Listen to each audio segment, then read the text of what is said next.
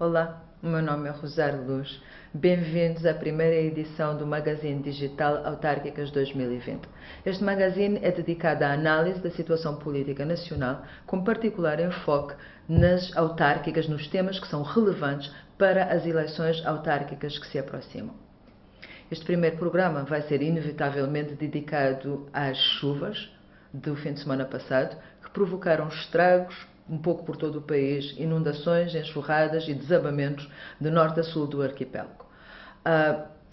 Por um lado, as autoridades de proteção civil afirmaram que a população foi apanhada de surpresa. De facto, as chuvas foram intensas. Por outro lado, o edil da praia, Oscar Santos, afirma que a sua cidade há muito clama por obras de drenagem de vulto. Portanto, perante este cenário, a questão que se põe é a seguinte: o que é que nós presenciamos, o que é que nós testemunhamos no fim de semana passado? Uma demonstração da força da natureza, algo que não é possível prever, que não é possível gerir, ou então falhas na ordem de falhas de gestão do território, falhas no planeamento e na proteção civil. Para nos ajudar a perceber aquilo que aconteceu no fim de semana passado, teremos uma conversa com Ivan Moreira, ativista social que pertence à Associação Amigos de Safente, uma das zonas mais afetadas da cidade da Praia pelas chuvas torrenciais, e teremos também Guilherme Mascarenhas, aqui na cidade do Mindelo, para nos ajudar a perceber qual é a situação da drenagem na cidade do Mindelo e o impacto das obras sobre a Praia da Lajinha. Fique connosco.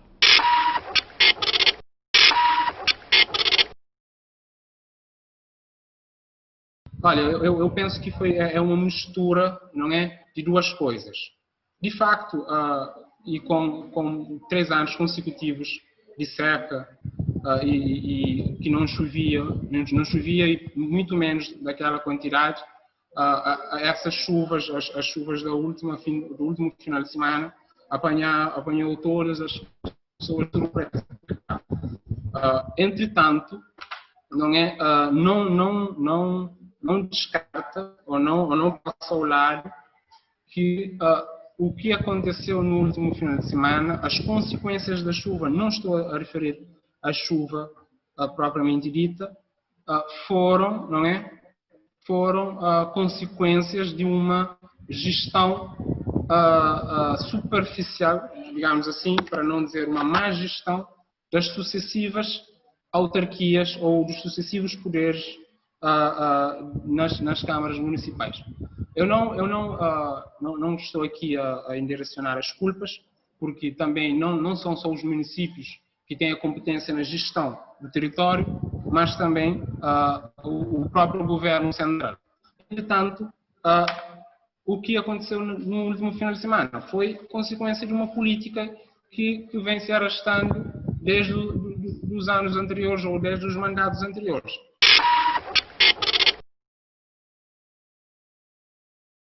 Safende é um assentamento informal desde a sua organização. Com a expansão da cidade, não é? E também com a expansão do próprio bairro, também com o êxodo rural em massa, Safende alargou o seu território.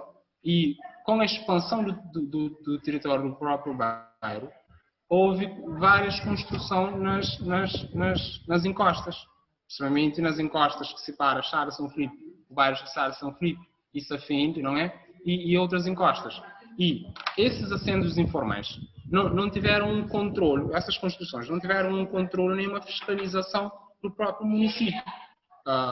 É claro que as pessoas ou as famílias que constroem nas encostas são famílias de baixa renda.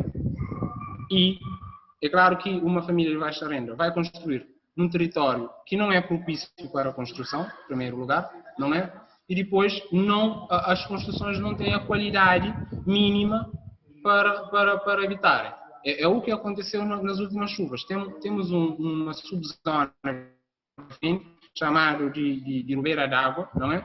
Ali, as vindas do interior invadiram as casas e a Associação Comunitária, junto com outros parceiros, estão no trabalho de realojamento das famílias nos vizinhos ou nos outros pontos.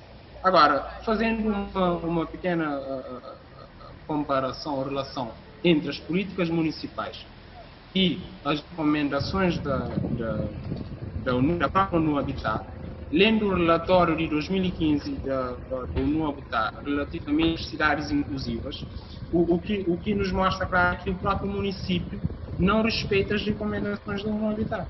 Nas recomendações, a ONU Habitat refere que o poder local e as comunidades o poder local tem que incluir as comunidades no processo de requalificação dos bairros, principalmente dos assentos informais. E isso não acontece. O que o município faz é planeia o território ou o bairro, não é? É a tal política do up-down, não é? De cima para baixo. Então, planeia no gabinete e vem implementar nos bairros. E, na verdade, isso não é um processo inclusivo, não é? E como não é um processo inclusivo, causa o que foi a consequência das últimas chuvas, não é? Foram construções de embelezamentos, não é? Não foram espaços de risco dentro as cheias ou a invasão das cheias do último fim de semana foram consequências de uma política de embelezamento e de não respeito das próprias recomendações da ONU Habitat.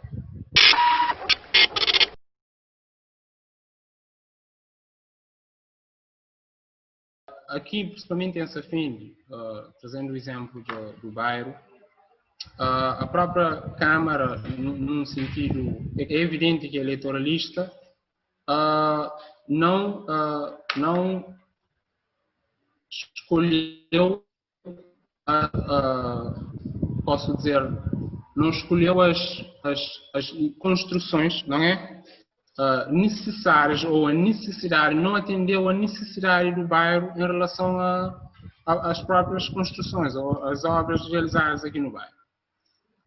Safindi é dividido em zonas, né? 5 zonas, mas as zonas mais nas encostas não tiveram intervenções que preparassem o bairro para os choques, nomeadamente as chuvas, as cheias em grande quantidade. Então, sim, digo que sim, Safindi é um resultado de políticas eleitoralistas, mas quando falo de políticas municipais eleitoralistas, não me refiro apenas ao último mandato ou ao penúltimo. São sucessivos governos municipais que fazem isso, não é? Porque é mais fácil fazer uma praça e aglomerar pessoas e fazer a inauguração, não é? Que isso é embelezar o bairro do que construir um processo de drenagem de água que é muito necessário, que é urgente aqui no bairro, para que possa proteger os moradores e os munícipes. E é isso que acontece. Em Safindi, embelezou-se muito a parte mais visível, digamos assim, mas existe uma outra parte que há pouca ou quase nenhuma intervenção. Então, a população do bairro, principalmente nessas áreas das encostas, ficam à mercê, não é? Mas, como tinha dito anteriormente, é mais fácil, não é? Para que consigam vencer as eleições, é muito mais fácil fazer obras de embelezamento do que obras estruturantes e que protejam os munícipes de qualquer choque. Os líderes políticos têm uma atuação de bombeiro, não é? Há fogo e vão apagar o fogo, não é? Não há uma política ou ações de proatividade, não é? Mesmo que o país já vem de 3 anos consecutivos de seca, não é? É previsível que um dia, caso chovesse dessa quantidade, não é? Aconteceria isso. Isso já era previsto. Mas se formos para ver, há vários exemplos em Cabo Verde em que aqui na praia usamos uma expressão que é a política de chapa-chapa, não é? Surgiu um buraco aqui, vamos tapar depois do surgimento do buraco.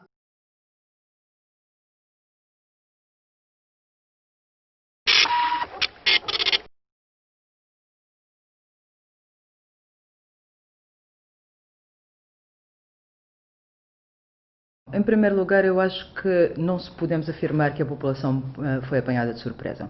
Em primeiro lugar, porque muitas instituições partilharam a previsão meteorológica com alguma antecedência. E para além dessas instituições, a população cabo-verdiana, os internautas em particular, partilharam amplamente as previsões meteorológicas nas redes sociais. O problema é que essa informação não foi utilizada para comunicar com a população.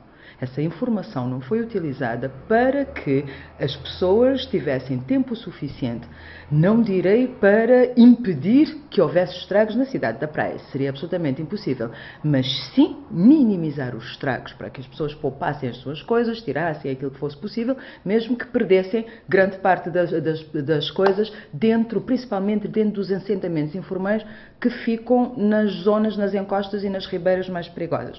O que nos traz a outro ponto. A Câmara Municipal deve ter um plano detalhado dos bairros em maior perigo. Mesmo que estes bairros sejam informais, hoje há drones, há registros, portanto, a Câmara Municipal sabe perfeitamente onde é que os bairros estão nas ribeiras, nas encostas, onde é que são os potencialmente mais afetados. Portanto, isto, mais as previsões meteorológicas,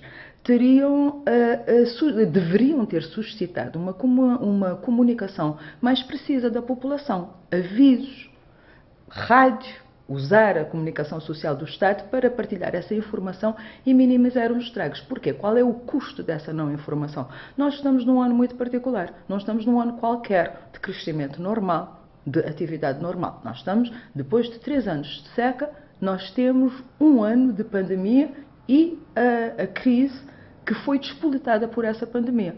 A crise económica, da qual ainda só vimos a ponta do iceberg. Portanto, não é um ano para poupar esforços, para salvar a propriedade, os bens e as infraestruturas que é possível. O Governo já anunciou um programa de recuperação, um programa de emergência, acho eu, relativamente caro. Portanto, eu acho que não é só o programa de emergência depois do facto. Teria que ter havido uma melhor coordenação, porque a informação, não só a informação municipal como a informação meteorológica, estavam sim disponíveis. O que houve foi um mau uso dessa informação, não foi uma surpresa.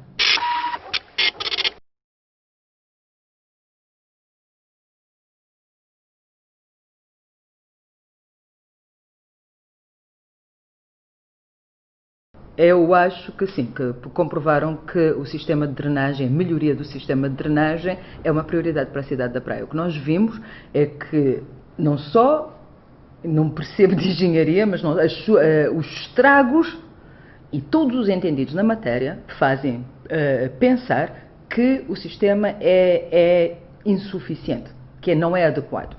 Mas é o seguinte, a afirmação do Presidente da Câmara Municipal da Praia de que é urgente, de que a sua cidade clama por um sistema de drenagem novo, parece-me, cheira-me um pouco ao velho ditado, que é casa roubada, trancas à porta. Porquê? Porque ao longo dos últimos meses falou-se muito da praia, mais do que os últimos meses, falou-se muito da praia. Discutiu-se o estatuto especial, ninguém mencionou drenagem. Ninguém mencionou. Estamos em 3 anos de seca, depois de 3 anos de seca, mas também sabemos que o clima cabo-verdiano é altamente instável e quando chove, chove a sério. E não é estranho nós termos registros de enxurradas com enormes estragos materiais, inclusive com o custo de vidas humanas. Portanto, falou-se do Estatuto Especial da Praia, sabe-se o que aconteceu no passado, mas porque não estava a chover naquele momento, ninguém falou do sistema de drenagem. O custo da melhoria do sistema de drenagem da cidade da Praia foi orçado, segundo a notícia do Sr. Presidente da Câmara, em 50 milhões de euros, em cerca de 50 milhões de euros. O que é que isso significa? Significa que a Câmara sozinha não poderia arcar com esse custo, não poderia decidir fazer a obra. Precisaria da participação financeira do Governo para um montante tão avultado. Mas nunca se falou nisso. Nunca ouvi a Câmara Municipal da Praia, na pessoa do seu Presidente, dizer precisamos urgentemente disso e o Governo está ou não está a comparticipar, como é que as coisas andam. Só depois da inundação. Portanto, agora, na pré-campanha teremos as autárquicas daqui a algum tempo e o que acontece é que já se fizeram inúmeras inaugurações, mas pequenas inaugurações de embelezamento. Ninguém falou em obras estruturantes. Fala-se agora, mais uma vez, o Primeiro-Ministro fala em obras para tornar a cidade da Praia mais resiliente, mais capaz de aguentar as enchentes de chuvas como esta. Mais uma vez, o velho ditado: casa roubada, trancas à porta. É só depois da emergência, só depois dos estragos, é que ouvimos o Presidente da Câmara Municipal da Praia a falar do sistema de drenagem para a cidade e só depois disso é que ouvimos o Governo falar de maior resiliência. Nós não podemos continuar a gerir o território, principalmente quando estão em jogo, em risco, vidas humanas e propriedade. Não podemos continuar a gerir o território dessa forma reativa. Nós sabemos que Cabo Verde chove, que quando chove são chuvas muitas vezes fortes, torrenciais, que levam a enchentes, que a geografia do território, com montanhas, leva a ribeiras que provocam estado, que já foram ocupadas dentro das cidades e que provocam estragos enormes e que ameaçam vidas humanas. Nós não podemos continuar a gerir o território na perspectiva da conveniência imediata. Há chuvas, falamos de drenagem. Há estragos, falamos de maior resiliência. Mas até isso acontecer, não mencionamos essa possibilidade. E eu acho que aqui o que está a acontecer é que estamos a ver mais uma vez aquilo que é a filosofia de governação cabo-verdiana, que é tratar não das exigências da governação social, da governação económica, da governação do território, mas tratar daquilo que são os interesses eleitorais da classe política. Portanto, agora convém ao Presidente da Câmara falar de drenagem, convém ao Sr. Primeiro-Ministro falar de maior resiliência para a cidade, mas são coisas que até agora foram absolutamente esquecidas. Portanto, não é essa a forma de governação e ela causa, como estamos a ver com essas chuvas, problemas enormes a nível da segurança dos cidadãos e, em última análise, daquilo que o pessoal está lá a fazer, que é governar.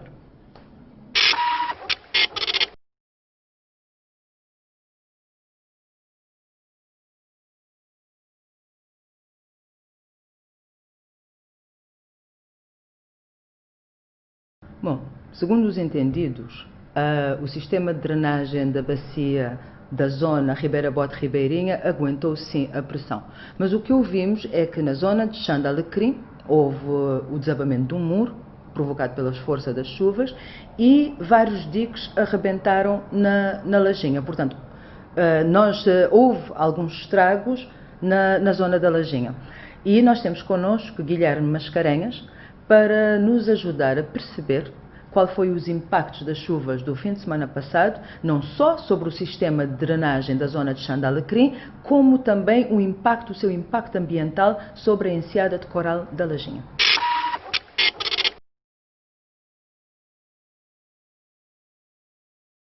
A bacia mais problemática de São Vicente é aquela bacia da zona de Ribeirinha, Cruz João de Évora, Fontinés, etc., que é uma bacia muito grande.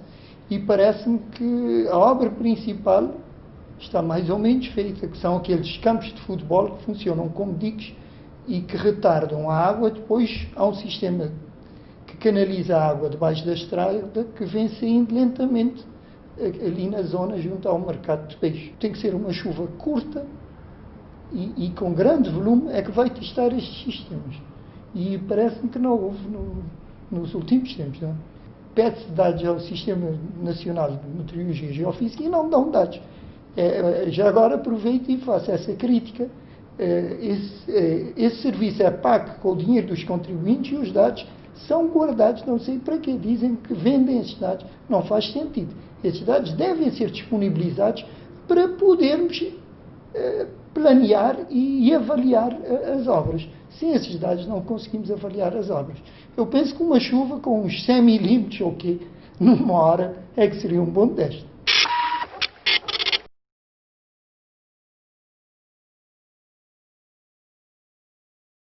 A chuva dos dias 12 e 13, penso que devem ter sido muitos milímetros, pelo menos uns 200, mas foi uma chuva miúda. Porque, pelo menos quando eu vi, e estive muitas vezes, vim cá a Lajinha várias vezes, a chuva era uma chuva miúda, não é chuva torrencial. E sendo assim, não é suficiente para avaliarmos se o sistema consegue responder a uma chuva forte. Agora, o que eu constatei é que nem essa chuva fraca o sistema respondeu devidamente. Das 10h45 do dia 13, uma segunda-feira, se não estou em erro, eu vi este dique junto à rotunda, aquela rotunda junto à Eletra, em Chá de Alecrim, vi aquele dique a transbordar. 4 minutos depois, o dique que estava a seguir, são pequenos diques, transbordou. E a seguir deve ter sido o colapso do sistema da Lajinha.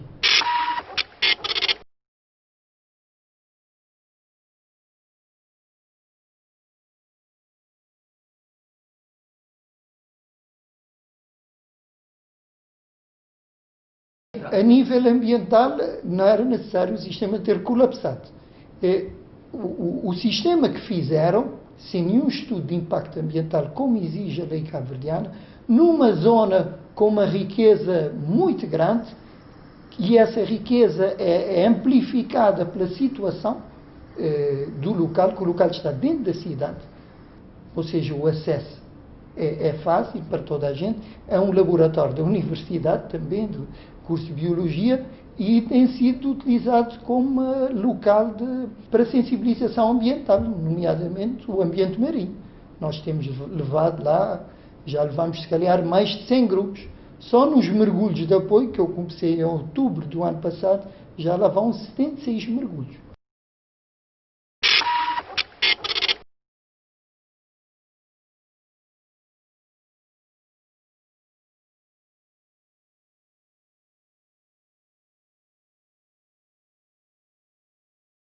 Temos que ver que existia um problema que devia ter sido corrigido quando fizeram as obras na Lajinha, não é? Foram umas obras desastrosas do ponto de vista ambiental e também para a praia, que ficamos com uma praia com uma areia de muito má qualidade. Antes era uma areia fininha, parecia veludo, hoje a água é turva, a maior parte do tempo. Houve uma férias, que já não me lembro em que ano, que a Lajinha ficou praticamente interditada, porque a enxurrada foi tão grande que acho que foi mais que um mês ninguém praticamente tomava banho na Lajinha. É preciso realçar que as ribeiras têm sempre lixo, fezes humanas e de cães. Eu tenho fotografias de fezes humanas ali, e de animais. E há um agravante grande, que é sempre que chove com uma intensidade razoável, não precisa de ser forte, os esgotos cá em Mindelo também arrebentam. E aqui junto ao restaurante Margarida, cá em Chã de Alecrim, há um esgoto que arrebenta sempre. E esse esgoto vai alimentar essa ribeira. Ou seja, a água do esgoto também vai para o areal. E o areal, antigamente a água escavavam na areia e a água da chuva passava só nesse caminho. Não ficava distribuído pelo areal. Com o sistema atual, quando o sistema colapsa, a água distribui-se no areal. E o areal ficou praticamente todo castanho, ou uma grande parte. E todos esses poluentes que há nas águas dos esgotos, poluentes de várias ordens, poluentes patogénicos, bactérias, se calhar até vírus, e ainda metais pesados, e que sabemos que para o esgoto vai tudo, substâncias químicas, etc., vão se acumular nesse areal. E esse areal, como é muito alto, não é lavado pela água do mar. Então temos um problema complicado de resolver. Portanto, teriam que tirar uma grande quantidade de areia e se calhar ir pôr outra areia. E não fazem isto. E também não analisam essa areia. Deviam analisar.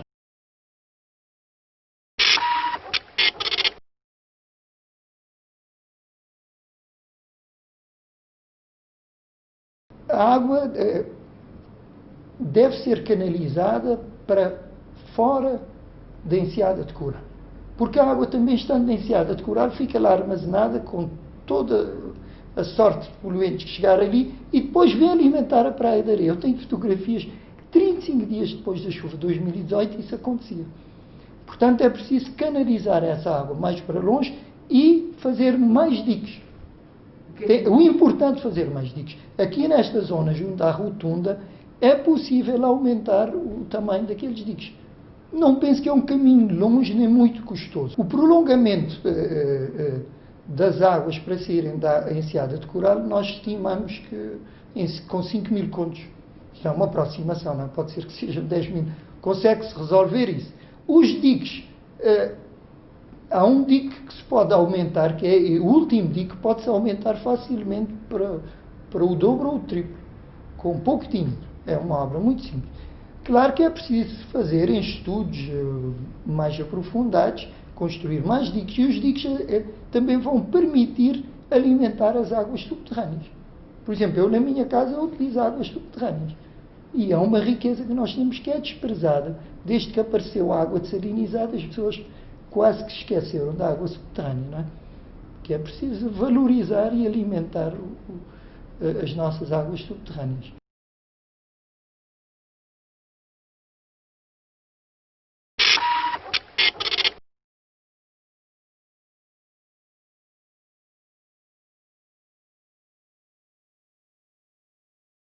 Pois, a questão é bastante complexa, porque não há nem sim nem não.